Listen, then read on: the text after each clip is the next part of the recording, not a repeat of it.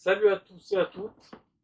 Alors ça fait longtemps que je voulais faire cette vidéo par rapport à un article de journal que j'ai vu il y a quelques temps, il y a 2 3 mois de ça, j'étais tombé sur ce truc-là et j'avais un peu bugué là-dessus. Enfin moi ça m'étonne pas, hein, ça fait je ne sais combien d'années que je vous le dis, hein, donc je suis tombé sur cette pub handicap, vieillesse, brisons les tabous, hein. Donc c'est bien beau de faire des pubs, mais on va les briser les tabous une bonne fois pour toutes, si vous le voulez bien. Donc, regardez à quel point la France, c'est du grand n'importe quoi. Je vais vous lire en entier le journal, enfin le journal, l'article du journal, et puis on va voir ensemble ce qui va pas en fait. Donc ça s'est passé à Gap, dans le 05, dans les Hautes-Alpes. 3 ans ferme pour avoir creusé un tunnel, puis dérobé 95 téléphones. Mercredi 7 janvier, 2 Marseillais. Alors déjà, 2 Marseillais, j'en doute. Ça non plus, on sait plus ce que ça veut dire être Marseillais. Enfin bon, être Français, être Marseillais, être ci, être ça, on sait plus ce que ça veut dire. 2 Marseillais étaient jugés pour avoir cambriolé une boutique Bouygues Télécom et dérobé 95 téléphones. Un préjudice estimé à plus de 75 000 euros. Pour, pour commettre leurs méfaits, ils avaient creusé un trou à travers la cloison d'un immeuble inoccupé. Le prévenu parle beaucoup, trop peut-être. Un flot de paroles intarissables qui l'accompagne de larges gestes avec les bras pour appuyer son discours. À tel point que le président du tribunal semble avoir du mal à suivre son récit fleuve. Essayez de suivre, c'est simple comme bonjour, promet-il, dans le box des prévenus du tribunal judiciaire de Gap. Mercredi 7 janvier, 2 compères originaires de Marseille, Abdou Lagdar et Saïd Adil, 40 et 48 ans. Donc ils sont très marseillais et très français, il n'y a aucun doute. Les voilà jugés en comparution immédiate pour avoir cambriolé la boutique Bouygues Télécom de la rue de France à Gap dans la nuit du 3 au 4 janvier. Donc dans la nuit du 3 au 4 janvier 2026. Le mode opératoire est digne d'une série télévisée. Les faits ont été commis grâce à un trou creusé au travers d'une cloison de briques et de placo. Un passage de fortune reliant la cave d'un immeuble inoccupé et les locaux de l'opérateur. La porte de la réserve a été défoncée. Son rayonnage vidé des appareils les plus onéreux, soit 95 téléphones dérobés pour un préjudice estimé entre 75 000 et 80 000 euros. D'après le ministère public, je ne les ai pas comptés, mais je les ai choisis, observe Saïd Adil à l'audience. L'alerte avait été donnée par une alarme silencieuse installée dans le magasin et les forces de l'ordre avaient déboulé. Des policiers partout, se souvient le prévenu le plus volubile. L'attirail du parfait cambrioleur. Sur place, les 2 amis étaient équipés de l'attirail du parfait cambrioleur. Une clé anglaise, une meuleuse à disque, des gants, le matériel nécessaire pour creuser un trou profond de 50 cm et large de 60, au prix d'un effort semble-t-il intense. Je souligne bien ça, hein. Au prix d'un effort semble-t-il intense. C'est pas moi qui dis, c'est eux, hein.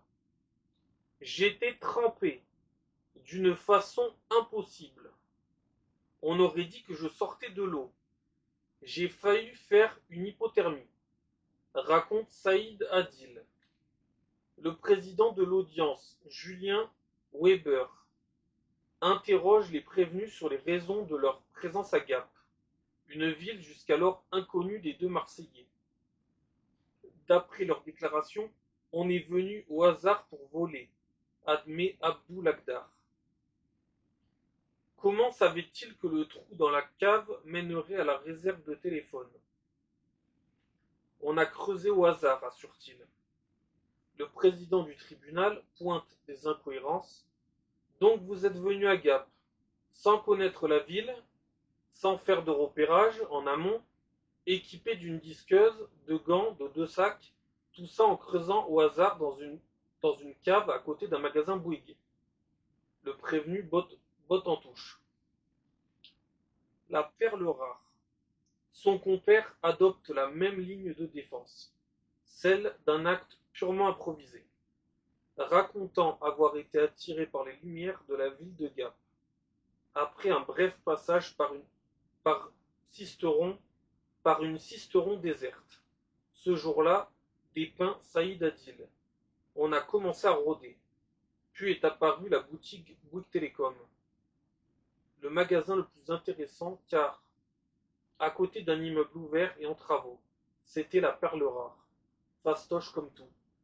Ça ne demandait pas trop de gros calculs de schéma. Les deux prévenus sont d'ores et déjà connus de la justice. 6 mentions au casier judiciaire pour Abdul Agdar, 2 précédentes condamnations pour Saïd Adil, mais datant de 2016.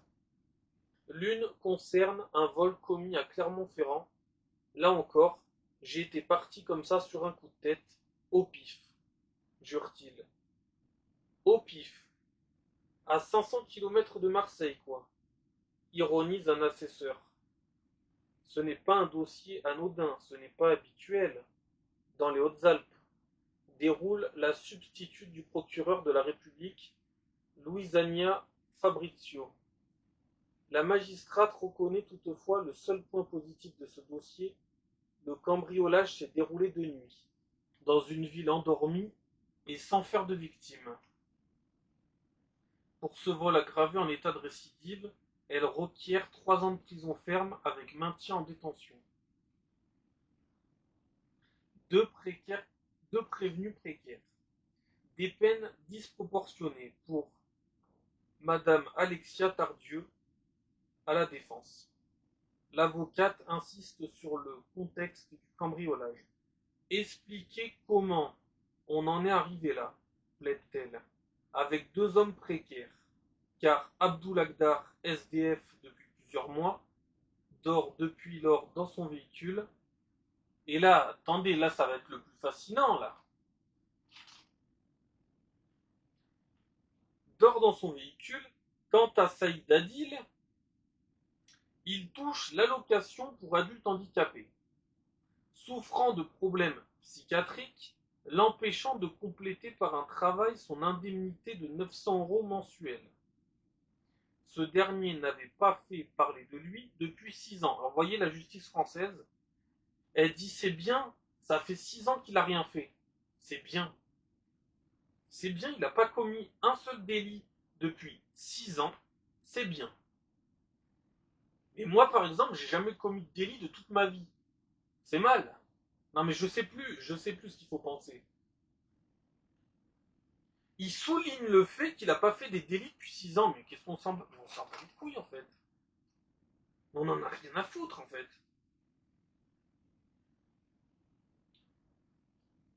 Donc, ce dernier n'avait pas fait parler de lui depuis 10 ans. Mais même pas depuis 6 ans, depuis 10 ans, en plus. Mais ce qui est grave, c'est qu'ils ont besoin de le préciser, quand même. Une longue période de calme avant ce vol commis sur un coup de tête, poursuit la robe noire. Le tribunal suit les réquisitions. Les 2 prévenus sont condamnés à 3 ans de prison ferme avec maintien en détention. Une fois sortis, ils auront l'interdiction de séjourner dans les Hautes-Alpes pendant 5 ans. Il n'y a rien qui choque Il n'y a rien qui choque. Il n'y a rien qui vous choque. Ben moi, ce qui me choque déjà, c'est que il est handicapé déjà. Alors, il a dit qu'il avait au prix d'un effort semble-t-il intense. J'ai été trempé d'une façon impossible. Là, il peut faire un effort. C'est bizarre. Alors, il peut pas aller travailler, mais il peut commettre un cambriolage. Ça choque personne au tribunal, par contre. Ça les choque pas, non. Ça, non.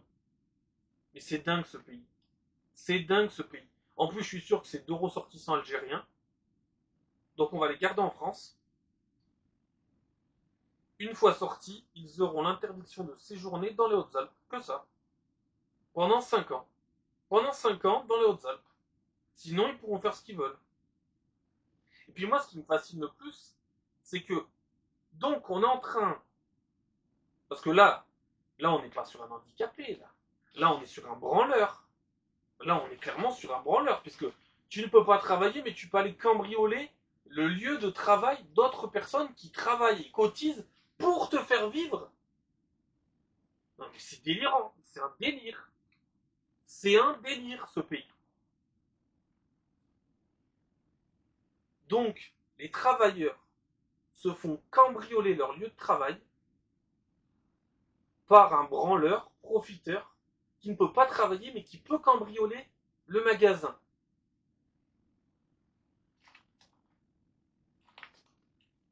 C'est fascinant. Vraiment, c'est fascinant ce pays. Ça devient fascinant, vraiment. Donc, en gros, le branleur cambriole le lieu de travail du travailleur, et puis le travailleur, il continue de travailler pour lui, pour le nourrir, alors qu'il n'a aucun handicap.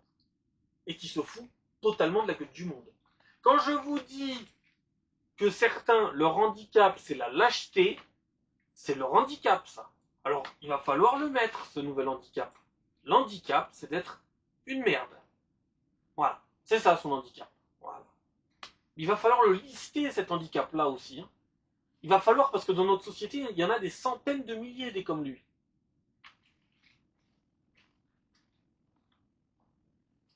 Donc, il est handicapé de la lâcheté. Voilà. C'est ça, son handicap. Puisqu'apparemment, il peut choisir les moments où il ne peut pas travailler, et les moments où il peut aller cambrioler la boutique, là, ça ne le dérange plus, là. Là, son handicap a totalement disparu à ce moment-là. Oh, on peut faire un effort intense hein, pour aller cambrioler les téléphones. Donc, on est clairement sur un handicap de foutage de gueule et d'opportunisme de niveau colossal, de niveau démentiel. C'est tout. Donc, encore une fois, j'ai raison sur toute la ligne.